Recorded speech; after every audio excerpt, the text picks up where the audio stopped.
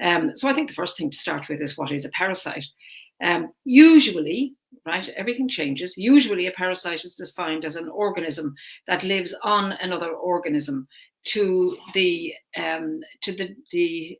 detriment of the host that they live in association with. Because they steal nutrients, so they live at their host's expense. But this is not nearly as straightforward as we used to think. And the implications for the complexity is that we're all connected. What role any bug plays on our skin, in our gut, and whatever, it depends on its environment. So in that sense, parasites can be seen as a training school for our immune system. Intestinal parasites and parasitic secretions, what they create, have been shown to stimulate and train both the innate and the adaptive immune system pathways. Don't worry about them, it's all the pathways. And they modulate the immune responses. So parasites can enhance, modulate, or suppress the immunity. So what makes it more likely that we would have an imbalance of parasites, which also includes bugs, worms, and fungi? So you're not going to be surprised by any of these. If there's a very close institutional exposure with a high concentration of people living in one place, then this is a problem. So particularly for refugees. International travel, if you go somewhere that you've never met any of these microorganisms and worms and fungi before, they're all just going to go, woohoo, look what we have here, a free dinner. So you're not going to be very happy. Poor sanitation, both water and food, so any disaster area in the world, or if you happen to live where there's cryptosporosis in any of the various counties in Ireland, you're also going to be in difficulty. Poor hygiene, so very important to wash your hands. It's more common under all of these conditions and none, it's more common in children and in debilitated seniors. Where there's a weakened immune system for any reason, because somebody is on immune therapy, HIV or AIDS, or immune suppressing therapies. So that makes it more likely that you're going to have an irregularity or an unhelpful balance of parasites in your gut. The other place you'll find a lot of these parasites is in the soil. So funnily enough, people think when they grow their vegetables at home that they're nice and clean because they haven't been pesticided and whatever. But the soil is full of bugs, full of all kinds of things. And it's also full of antibiotic things. A lot of our antibiotics actually are derived from soil agents that are derived from soil. So if you're growing your own vegetables, or if you're going to the farmer's market, make sure particularly that you wash your vegetables and fruit. So there can be a whole variety of bugs. They can be microscopic flori, as I say, the worms of various lengths and distinctions. The commonest ones are the pinworms in this part of the world. And these can be minding their own business. They can be causing problems for us, or they can cause acute and prolonged symptoms. A lot of the time, you're talking about things that aren't clinically very evident. They're just not thriving. They're thriving, but you're just surviving, right? In terms of energy and fatigue and that kind of thing. Whether these organisms are helpful or unhelpful depends on the context that they survive in. So if that context, we call it terrain. If that changes, if it doesn't have enough fiber, if it doesn't have the right blend of bile and food, if it doesn't have a well-nourished body that it is supporting, all of these things can make a big effect on whether things are neutral or whether they are detrimental. We have to remember that the limitations of science is that we don't know what we don't know. So the gut microbiome just shows this up perfectly, because we know so little about it. But we do know how important it is, but the details, the minutiae, the scientific evidence and the data that we have about it is actually very limited. So we know that environment plays a major role: unprocessed, ultra-processed undernourishment, right? So people are eating lots of food, but it's not very nourishing. Poverty-related malnutrition, where people can't afford good food, and there's often a relationship between those two. Being wealthy and being able to afford high-cost food, and submitting to very extreme diets or uh, eating plans or whatever, are also problematic for some people. They can get very ultra obsessed with what they're eating and end up with gaps in their nutritional profile. So poor knowledge and less wisdom, too much sitting at desks, too little sunshine and fresh air, and environmental detritus. All of the breakdown products of drugs, air pollution, plastics that our food is stored in, all kinds of things end up with metabolites that are foreign, and therefore can cause imbalance and disturbance. Let's just say disturbance is probably a better way of looking at it. So I said that many of these things can be, just mean that we're not thriving. There's very few specific symptoms. It might be part of the picture of chronic fatigue. It might be part of the picture of brain fog. It might be part of the picture of demonstrable fungal infections like oral thrush or athlete's foot. But it can also be clinically significant. So you need to know what it is that you need to go to get checked out regarding a medical diagnosis, because it might be that and it might be something else. So if they are persistent health problems significantly affecting your quality of life, so things like if you're having unexplained weight loss, persistent pain, diarrhea, blood in the stools, rash or itching around the bum or the vulva or scrotum, especially if it's worse at night when it's all nice and warm and damp. Unexplained diarrhea and also visible worms, especially pinworms. You can actually see them in the toilet pan or on the tissue. These are the kind of significant problems that you should work with your doctor to establish a diagnosis, along with your medical herbalist. And you can go and see your medical herbalist and use medicinal herbs even while you're waiting to see the doctor or have the investigations or wait for samples to come back. I'll talk a bit more about that later. So any unexplained, persistent and unresponsive digestive upset. So the other thing is you can use herbs as dried herbs, capsules, powders or tea, liquids, using glycerin tinctures, extracts or tinctures. People with a history of alcoholism need to consider their individual perspective on using alcohol preservatives and tinctures. So that's an individual decision. Many of the drugs, when you go to the chemist and you declare that you have worms, that this is a problem, and you're prescribed anti-helminths. Helminths are worms. These can have toxic side effects. And the problem is, most likely taking one course every 5 years is not going to be a problem. Sometimes people get this recurring digestive problems and itchy bums in families, and they take 2 courses, 3 courses, 5 courses, the whole family takes them, and then it becomes a problem. All right. I'm not one to kind of be fear mongering or whatever, but recurrent courses of this, I think, would certainly not be advisable, either by your doctor or your pharmacist. This is just good medicine.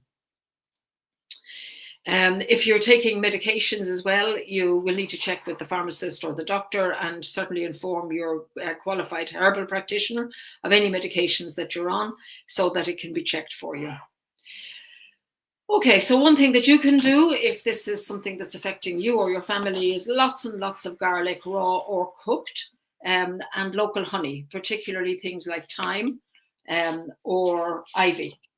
My assistant here wants a bit of access, so that's fine. Okay. So when it's a good idea for you to try and influence a healthy parasite, microbial, fungal balance in your digestive system is if you have any chronic inflammatory condition, as they are likely to be underpinned by a poorly modulated gut microflora. So you take your treatment and you follow your protocol for reducing the inflammation, but part of that can include using gut flora modifying herbs. If we know we've significantly over a period of time been overdone it with food or stress or alcohol, then that's likely to have an unbalancing effect on the gut microflora. So taking a course of herbal modulating herbs would be a good idea. Athlete's foot, thrush is both of those are a good indication that the gut flora is not behaving itself, or that there might be a problem with the lining of the gut. So one of the things that a lot of the herbs that we use for worms and parasites and gut flora also are a tonic for the lining of the mucous membrane of the gut. So you get 2 for the price of 1, and we all love that, don't we?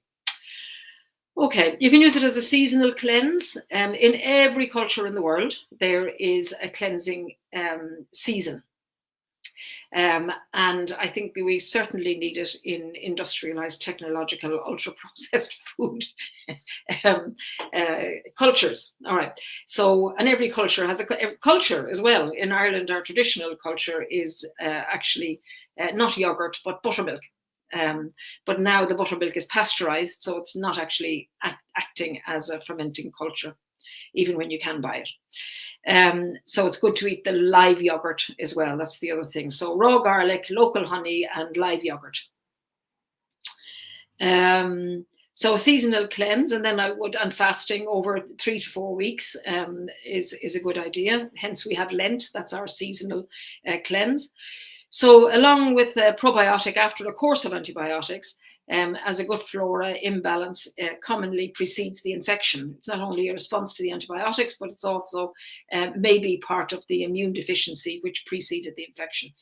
It's also a very good indicator for a longer course if you've had to use several courses of antibiotics in a row. We frequently see people who have taken 2, 3, even 4 courses of antibiotics, usually for chest infections or cystitis. They would be the commonest reasons, but sometimes for skin infections as well. They'd be the common ones. So what are the herbs that we use in our blend? We put together a blend, which is Paracans. We have it here. Here we go. Oh, and this is a good time. This is our Paracans blends, and you take 5 mils 3 times a day. And this is a good time to let you know that one of you live viewers will benefit from a nice gift package, which includes a Paracans blend and also fiber and loose tea, which is a digestive tea. And we have cold sore cream, which you can also just use as a lip balm. And celery seeds, because celery seeds are anti-inflammatory. Celery seeds you can just put in all your cooking. And it's particularly good for blood pressure as well. So yeah, celery is good for blood pressure too. Okay, so this blend contains thyme, inula, chamomile, sage, peppermint, echinacea, and marigold. So I'll just go through all of the herbs as to why they might be helpful to you. And we can, if you send your email, or do we have a way of contacting them via email? Via Instagram. By Instagram? Okay. We can put all of the supporting research references for you. So thyme will support the intestinal tract purification. It's anti-parasitic. In a literature review, and this is because the natural compounds like palmol and carvacrol, which have a noteworthy antibacterial, antioxidant, and anti-inflammatory attributes. It also has been shown on some research to have antiprotozoal activity. I'm not going to read out all these Latin names just to make me feel good and look intelligent, but they'll all be listed for you. So the second one is Inula elecampane. This is one of our native, it's also a lung herb, and there's a big connection between mold and fungi and a tendency to both sinuses, probably postnasal drip, and lung problems. So it helps to maintain gastric and intestinal balance with secondary gain for the gut microbe balance. Chamomile. Now, in addition to the following effects, chamomile also has a very beneficial effect on stress with the gut-brain cycle. Okay, so chamomile demonstrates several biological properties such as antioxidant, antibacterial, antifungal, antiparasite, antisecticide, and modulates blood sugar balance in a beneficial way. We have a question. No question. Is this blend suitable for kids to use? No, because it's just too complex. If you get in touch with the clinic, we'll give you advice. All of these herbs can be used individually. None are toxic to children, but because children are so vulnerable, I'm not happy giving over-the-counter advice for children. But I have no problem with you using thyme independently, chamomile independently, but I wouldn't put an over-the-counter product on the shelf for children for this indication. I'll let you know as I get to the end. They're all fine for children. Okay. So that was the chamomile. We also have one very nice research, and I like to quote this one because it enhances our approach of collaboration between pharmaceutical medicine and herbal medicine, because they both have a very common history, and they're both in the same way of active constituents wanting to contribute to patients' good outcome for patients' health. So it has a synergistic, so a more than additive effect. The polysaccharides from chamomile tea with one of the antifungal drugs that are used. So the antifungal drugs are more effective than the drugs used by themselves. Okay, so it's a more than additive effect than using both of them independently. So sage influences clarity and hormone influences. And this is where we get the idea that it's the whole context for the whole body within which the gut microflora is operating. So the gut microflora also produces a lot of peptide hormones that influence our hormone balance. Okay. The word sage, as in wise, comes from the herb Salvia officinalis. So it's helpful for brain fog, which is a common feature of gut flora imbalance. And then we have peppermint. Every disease associated with the gut starts due to a disbalance in the composition of the gut microorganisms and can be managed by balancing the composition of gut bacteria using various herbal remedies, according to this research paper.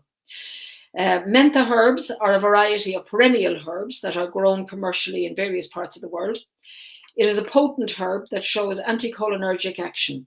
Anticholinergic action is very helpful for relieving stress, for relaxing smooth muscles, for the opposite of the fight and flight reaction. So that's when I see this, I go, oh, that's very nice. It can block prostaglandin E2 and GM1 receptors and interact with cholera toxins. It's used traditionally in different systems of medicine to treat various gastrointestinal diseases associated with the gut. They have potent bacterial, virucidal, and fungicidal properties. They've been used to cure stomach and digestive issues, as well as treat a variety of disorders.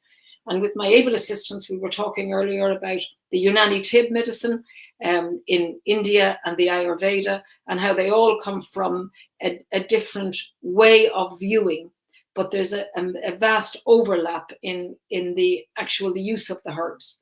Whether you're talking about indigenous New Zealand medicine, Brazil medicine, Nepal medicine, or Kerala. My assistants here are from south of India. We have another question. Okay. How much time I grow my own, take a few springs, but put it in boiling water with mint and lemon balm and make as a tea? Lovely. Yeah. Work away. And I would say that for most, you want to take a tip or two of the lemon balm and a tip or two of the mint, put the two together, add chamomile if you want, put a leaf of sage in and pour over the boiling water. Put a lid on top because you don't want the volatile oils to treat the table on either side of your mug. So you put a lid on top, and then when it's cool enough, then drink it. Don't scald your mouth. Yeah. One more question. Is bloating an indication of an imbalance in gut flora? Absolutely. It's one of the commonest ones because it means that you're actually fermenting whatever is arriving in your gut. And it usually means that there's upper digestive problems as well as gut flora because you're not getting the right consistency of food broken down to the right building blocks. So it ferments the same way as your bread rises, your stomach swells. So that kind of distension is very, very typical. It's also common in IBS, but then most people with IBS and most people with allergies also have problems with the gut microflora. That's my clinical experience, but it's backed up by a massive amount of science. So marigold flowers, and we use a 90% tincture, so it's got more of the resin. You know, when you pick marigold, pot marigold, not the African tajites, this is the pot marigold, there's a slight stickiness. The same with the sage. There's just a little bit like a sticky, right? It's not like Evo stick or any very powerful glue. And that's the resin. It's a very high molecular, and that usually has very strong antimicrobial properties. We have another question, yeah. Great. Can you take this blend for a long period of time? I'm going to cover that. Yeah, Okay. yeah, we'll come back to that. So I've mentioned that you use it for 3 weeks if it's part of a fast, and for a longer period, 6 weeks, if you had to take multiple courses of antibiotics. If you have inflammatory bowel disease or some serious problems, you should really see a herbalist, because you'll be on medication. So it depends on whether you're doing it for balance because you're a little bit bloated, you've got IBS and a bit of brain fog, then I would take a course of three weeks, 4 times a year. Okay. So the pot marigold is antifungal, especially for candida, and it supports the intestines and the liver, right? And it's a healing herb. It's what we call one of the mother herbs. So it's a very, very healing properties. Very little research on it, but I know from traditional use and my own clinical use how beneficial it is. So echinacea by itself is an immune modulator and an anti-inflammatory. It also specifically has an anti-parasite for trypanosomes. They're just a particular kind of parasite, and they have growth inhibitory and anti-inflammatory effects of the echinacea. So from a traditional herbal medicine, and you can see from this backed up by a considerable amount of research that I've just quoted a little bit of it for you, that there is very good reasons for using herbs to moderate your gut flora. So from a herbal medicine perspective, it's the synergy of herbs and herbal blends that helps to maintain the gut microbiome balance, leading to modulation of the immune system and calming the nervous system. The other thing you'll find that a lot of these herbs have bitters. Bitters also stimulate the gallbladder, the production of bile and the flow of bile, and also the timing of the bile. And bitters increase the blood supply to the stomach, which gives a boost to the breaking down of food in the upper digestive tract, so that it's more likely to have easier to digest, non-fermentable foods delivered to the lower intestinal tract. You're all getting the honors course here now, guys. If you're following all this, you're doing great. Is sugar a big factor? You know the answer to that. You know the answer to that. You know the answer to that. We all know the answer to that. You don't really think I'm going to say, no, have as much ice cream as you want. Yes, sugar is, it really just messes up the system. We're not designed for simple sugars in the amounts that we are exposed to, and it's just very difficult. It's very, very difficult. What you do is you prioritize good, healthy foods. And the thing about treats is they're not a treat if you're having them every day. Okay. And every holiday doesn't have to be a sweet fest. All right. You can celebrate the holidays by, some good, nice delicatessen food that you wouldn't normally treat yourself to, rather than buying the box of Quality Street. But thanks for the question. I might have forgotten to mention it. It's very, very, very, very good. So here's what to do instead. We mentioned the raw garlic, pumpkin seeds, pomegranates, beets, carrots, all of which have been traditionally used to kill parasites. In one study, researchers found that a mixture of honey and papaya seeds cleared stools of parasites in 23 out of 30 subjects. Okay. Drink a lot of water to help to flush out your system. Eat more fibre. This is why we have the psyllium husks, 1 tablespoon a day. We should all be eating 15 grams of fibre. Very few people eat more than 7 to 8. So I would say everybody should eat more fibre. And that means the skins of your fruit and vegetables. It's another reason to buy organic. I buy organic carrots and potatoes. I don't peel them, so they actually cost the same amount. So there you go. I like good value. Send me shopping. Avoid simple carbohydrates. Oh no, I did have it in. And that includes juices. And too many fruit juices. People think they're being very healthy by juicing apples and pears and whatever. Much better off to be juicing lemons and limes if you want fruit, some berries. But otherwise, it should be a lot of celery, cucumber, and courgettes. All right, and kale. Right, there you go.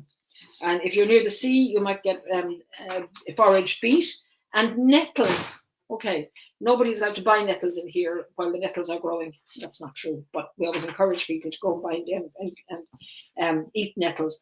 Full of nutrition for your bones, anti-allergy for the hay fever season.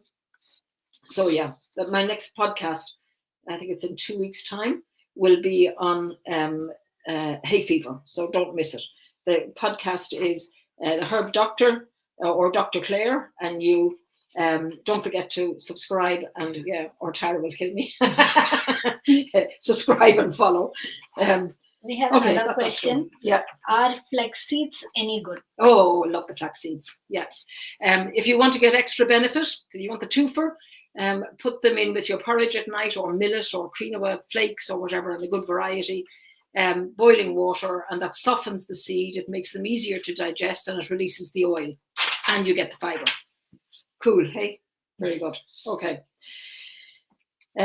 So a little bit of honey, local honey in particular, is fine. You don't have to buy New Zealand Manuka honey, 30 plus or 60 plus, that costs a fortune.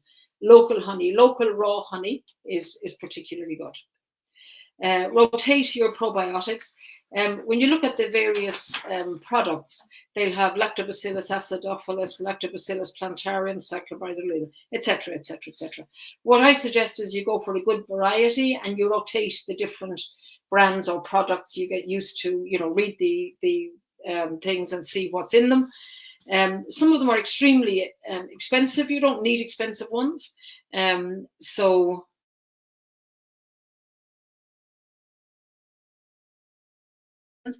And you can use them alongside the paraclans for an additional effect, for an additive or even synergistic effect. Digestive enzymes, if you're getting a lot of distension or swelling, where your tummy feels tight, a bit like a Bowron, like a stretched skin, and you wish somebody would stick a pin in it and let the air out, that's the fermented effect. If you take digestive enzymes, if that's a main feature, take digestive enzymes about 20 minutes before your food, or sprinkle the powder from a capsule onto your food if you've forgotten it, and that will help break the cycle. Okay, and if that's a real problem, avoid pulses, particularly kidney beans. Very few people, and butter beans. People with that kind of digestion don't really suit those big beans. Lentils are kind of the lentil end of the scale is better. Okay, vitamin C supports the immune system. If you get diarrhea, just lower the dose to the point where you don't get diarrhea. Zinc supports the immune system. Be careful, it can interact with some antibiotics, and it may not be appropriate for people with AIDS. So don't forget, when you're taking supplements, to let your doctor, your pharmacist, and your herbalist know. And bring your supplements to the doctor, bring your supplements to the pharmacist, and bring your drugs to the herbalist. Bring everything to everybody so they know what you're taking. We have another question. Yep. There have been big trends online by influencers recommending black walnut and wormwood tinctures. Yep. Do you recommend either Coming of on to that, that's my next section. Good. So if you have complicated problems or very severe problems, make a herbal consultation, and that will individualize a blend of gentle herbs likely to be effective with more vigorous actions that you would get with other herbs. I describe some herbs being more or less vigorous or more or less firm rather than strong, because in comparison to the vermifuges in the pharmacy, they would both be considered very gentle. So you're talking about whether ones are more or less vigorous or have firm actions. And other ones, the ones that I've described in the Paracleanse are the ones that are suitable for the general population, for non-specific problems as I've described, and as a first go at as an intervention, because they're gentle, healing, they address the background terrain, and they modulate the immune system. So they're very much a general tonic along with a parasite balancing effect. If you have proven parasites, which are coming up on specialist testing, when you go to your GP, unless you have diarrhea, they won't do a test because nothing will show. And they'll be false positives. So there's no point. It's not that they're not interested. It's actually that there's no actual point.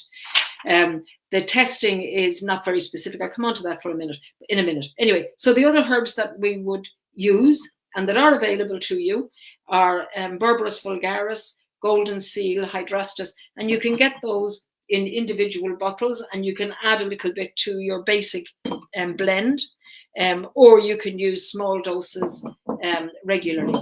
But it comes back to using blends of herbs. This is the Berberis. It comes back to using blends of herbs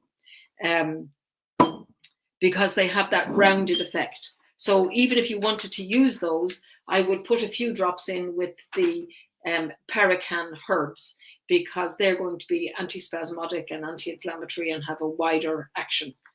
I hope you get, if you have any questions about that, let me know, because I hope I'm making it clear as I go along. All of the effects, or most of the effects of worms in particular, but a lot of the parasites are on type 2 immunity, which is characterized by interleukin 4, 5, and 9, for those of you who love all that, and 13. Okay, don't worry if you don't know what that is. So it's a specialized immune response primarily known to defend against, these are to defend against parasite and particularly worm infections, but also they're also implicated in allergic diseases and tissue repair. So that's just to make me look intelligent, but I hope it's useful to some of you.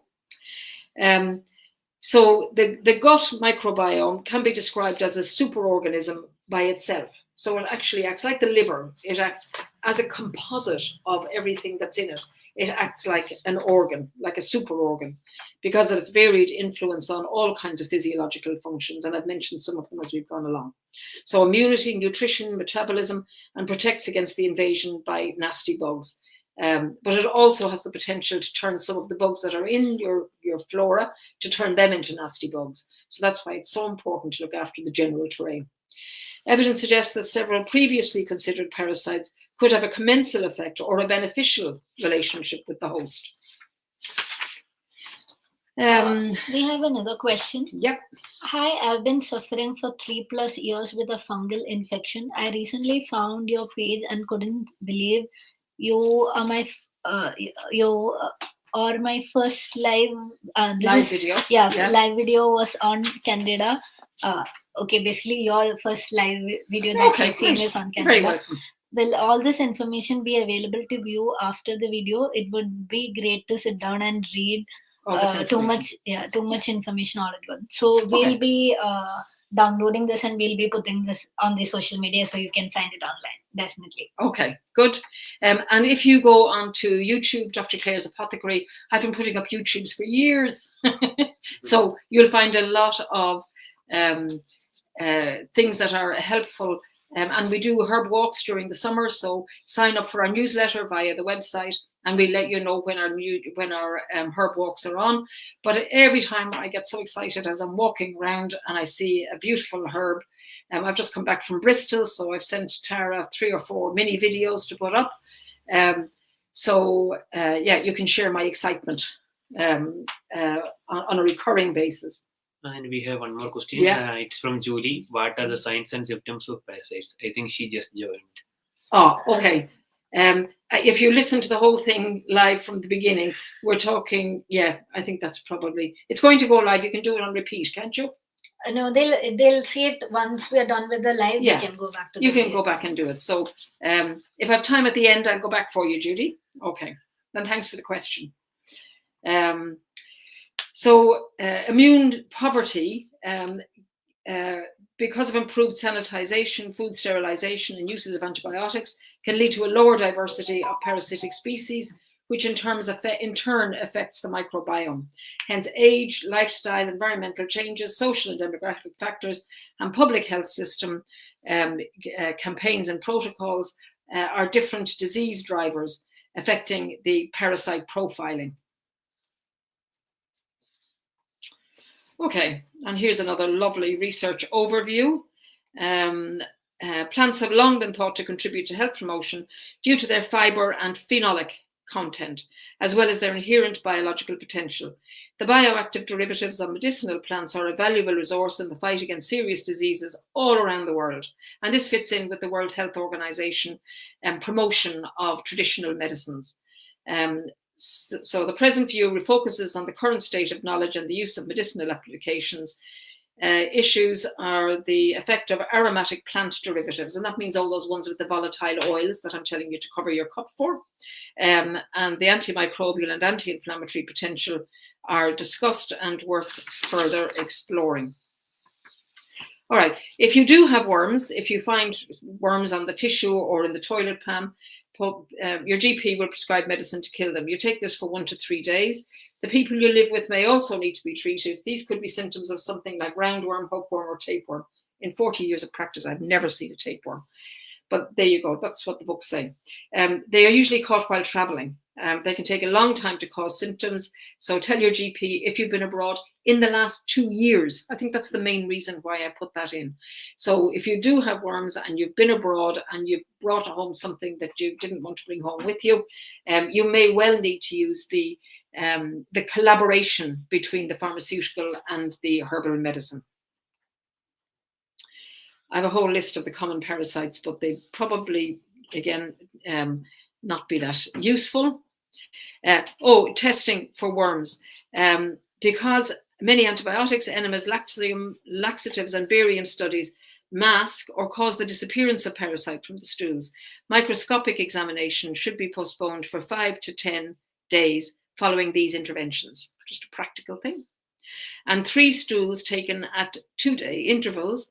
They must be watery stools, not mushy, not firm.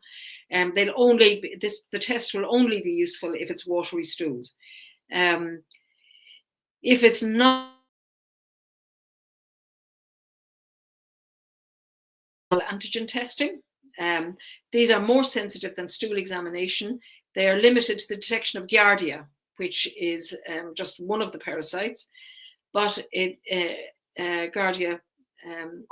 But so you might still have parasites even if it comes back negative for Giardia, and it may be oversensitive, and people might be over-treated or treated because the test is positive, but the problem is not actually due to the Giardia. Because if you've ever had Giardia in your life before, the test will become sensitive. Okay, so these are things that people don't always have. These are things that doctors often don't have time to explain all of these things. So it's really nice if I can educate a whole lot of people all at the same time. So, do we have any more questions? Just checking. Great. It looks saved automatically. Okay, great. On all platforms. Facebook only hold the videos for a short term. Subscribe on YouTube. Yeah, get involved, guys. We want loads and loads of feedback.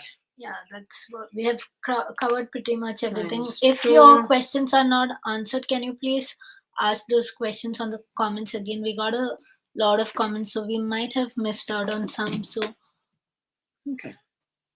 Someone said that we are getting well educated here, and thank you. You're very welcome. And don't forget to sign up for. I'll be doing podcasts every 2 weeks. Okay. So the next one is on hay fever.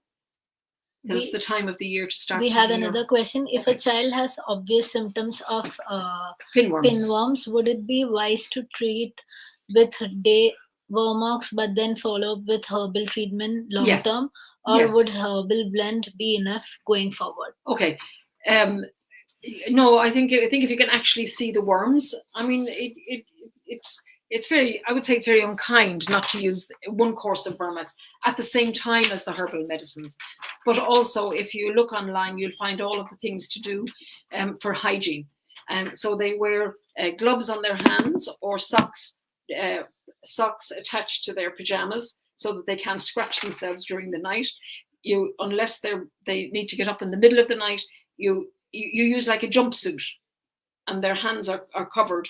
And then the minute they get out of bed in the morning, they're in the shower or, being washed in a basin of water. And you can look around the bottom, around the anus, and see if you can see any worms, because that's when they come out overnight and then they go back in. They come out overnight to lay their eggs, naughty worms. So if you do that for 6 weeks, if you stop the scratch and hands to the mouth, because we do this all the time, children do it even more, everything goes in their mouths. So if you can stop that cycle for 6 weeks, you don't actually need any treatment. But I can guarantee it's extremely difficult. So another question. But it all helps. This is a question that we had before the live went. This was something we got a few days back. How to get a proper diagnosis of candida overgrowth, or is self-diagnosis sufficient? The clues are poor oral candida, thrush, and that can be detected by a swab, either in your GP or your family planning clinic. Thrush between the athlete's foot, they're all good clues, but you can still have candida, because you know what? Candida is normal in the gut. All right. So there isn't a test to look for it in the local hospital. Tara, who works with me as the clinic manager, she's a nutritionist, and she relies on BTS, Biological Testing Service in Oranmore, and they have a direct way of looking at a sample and seeing if the candida threads can be seen. But it is normal in the gut, it's normal in the vagina, but it's the surrounding terrain and constitution, which means that it's just thriving. It's like the weeds in your garden suddenly taking over, right? There's usually a few weeds here and there, but if one of them goes mental, you know that the terrain isn't right for your more refined plants. Another question we had is, can you take this blend for a long time? I think we answered. Yeah, I mean, these are all virtually all almost kitchen herbs, apart from the echinacea. I'm not concerned about the allergy and echinacea unless somebody has the most fierce, hospital management allergy problems, multiple allergies that needs an EpiPen and really severe. Because I've looked into the evidence for the reporting of allergic reactions with echinacea, and it's actually might be in response to some of the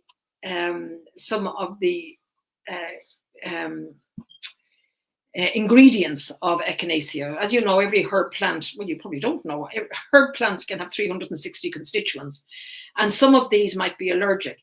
So all of the composite herbs like chamomile and echinacea can have a tendency to allergic reactions, but it's very, very rare. I mean, in 25 years of practice, I haven't seen a severe reaction to either chamomile or echinacea, or even mild ones. So this was in a hospital clinic for people with severe allergies, and 2 or 3 patients over a short period of time did present with allergic reactions that may have been due to echinacea.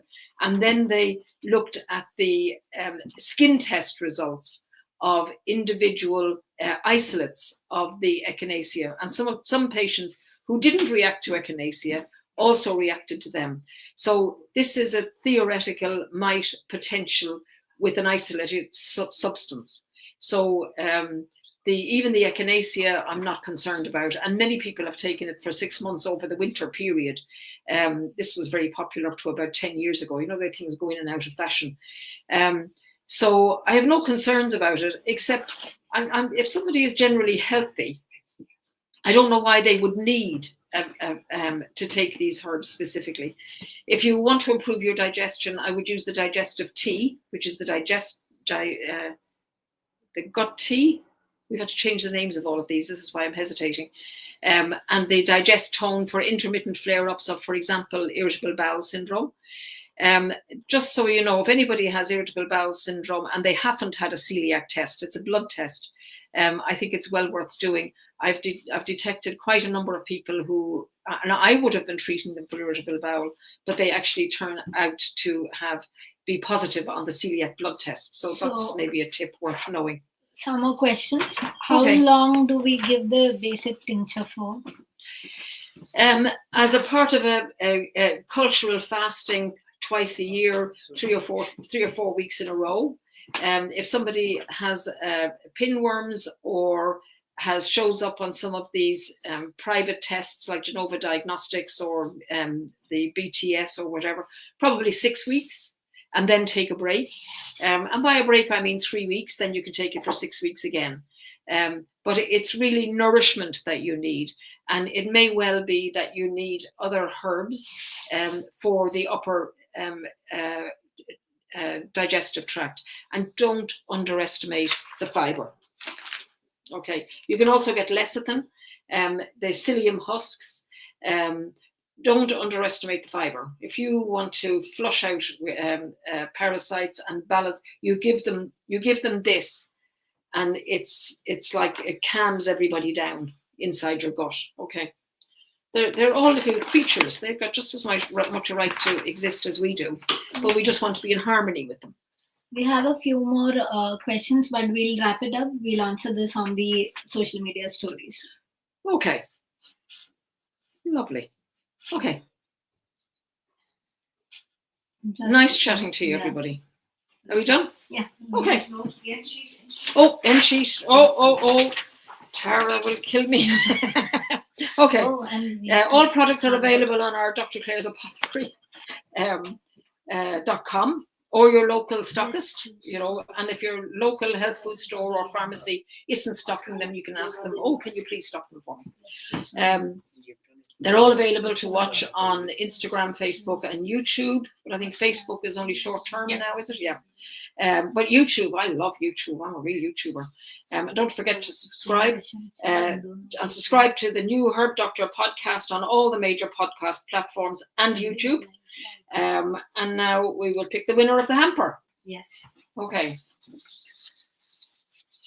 Drum roll, please. So I should have brought my barrel on. So it is Stephanie Quinn. Stephanie Quinn. Yay! Hooray! Well done, Stephanie. We all love If she wants to DM her details. Yeah. And do we have a way of and sign up for the newsletter, particularly for the Herb Walk? Who needs an excuse to come to Galway? And if Stephanie could DM her details, then we'll get arranged to have her ship it up. You heard that, didn't you, Stephanie? Brilliant. Okay, guys, take care. All the best. Bye.